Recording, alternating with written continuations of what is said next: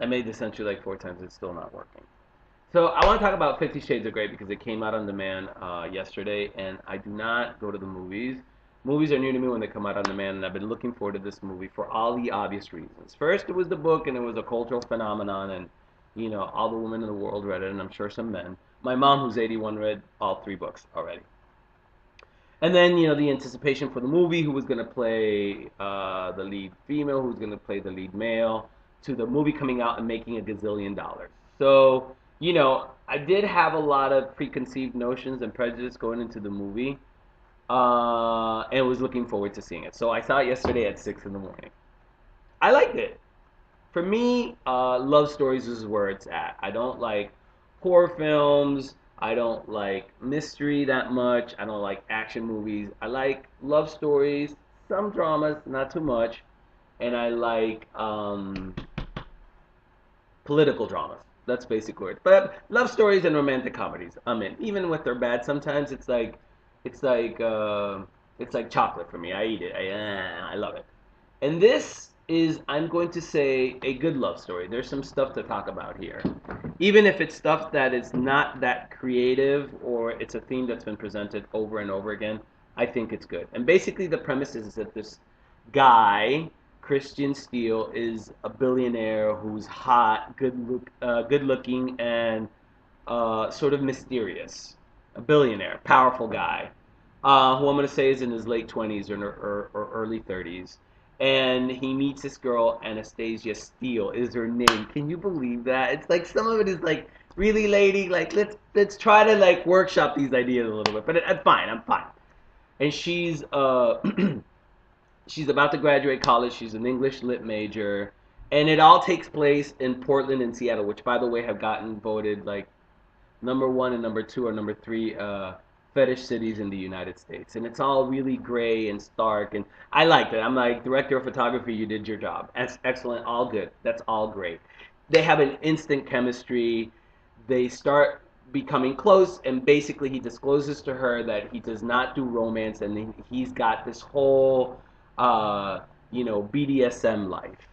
And this is where the focus of the public has been concentrated on, and even the reviews, because it's sort of the exposure in mainstream society of the BDSM world.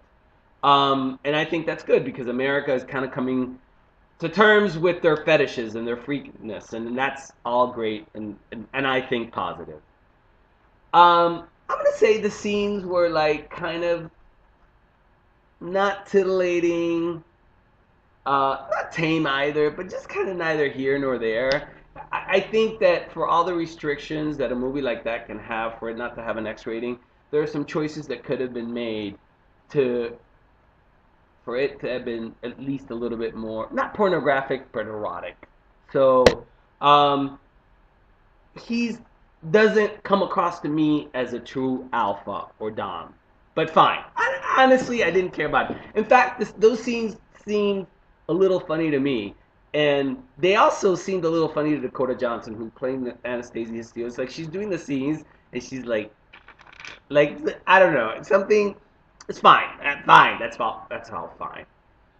Um, but where it was at for me was in the dynamic between her and him. He's basically an emotionally broken person.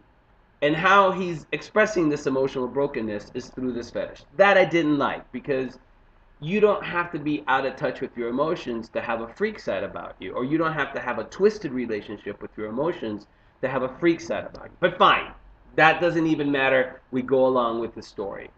But in my opinion, the theme that even though is recurrent and repetitive, but still is good, and that does work in this movie, and will continue to work throughout the trilogy, because I don't know what happens next, is the fact that the girl, Anastasia Steele, is willing to go along with him and his fetish. She's like, dungeon, fine. Flogging, fine. Handcuffing, tie me up. No vaginal fisting though. She's like, no anal fisting and no vaginal. This is what she drew the line, and I love it.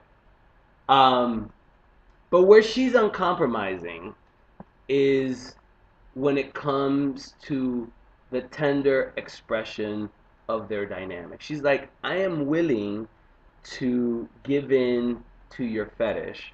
I am willing to go into your red room, but I am unwilling and will not compromise on the expression of affection and love. And this like sends him for a loop and a spin. And in that whole conflict, and here's what other people are not saying, she becomes the dom. She becomes the dominant and he becomes the submissive. Because whether a relationship works out or not, whoever holds the love and who holds the integrity has the control and has the power every day and twice on Sunday. And this is the theme that I think maybe the author was exploring. It's kind of you could say, you could argue it's kind of a feminist theme because she's the perceived weaker one, but yet she Jane Eyres. She's like, no, love is important. And I think that's good. Even though we've seen it before, anytime I see it, I'm like, yes,